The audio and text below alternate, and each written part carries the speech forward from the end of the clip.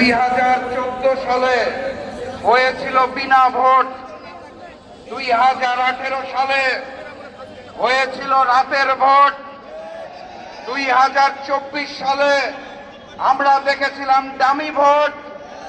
Fascist Sheikh হাসিনার পতনের পর ভেবেছিলাম 2026 সালে হবে আসল ভোট, কিন্তু 2026 সালে হয়েছে ম্যানেজ ভোট।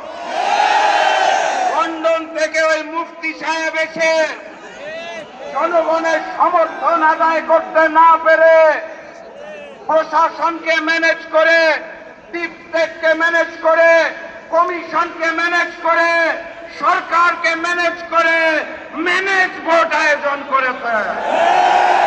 এখানেই শেষ নয়, তারা ভোটের পরে ঝাঁপিয়ে পড়েছে নির্মম ভাবে জনগণের উপরে।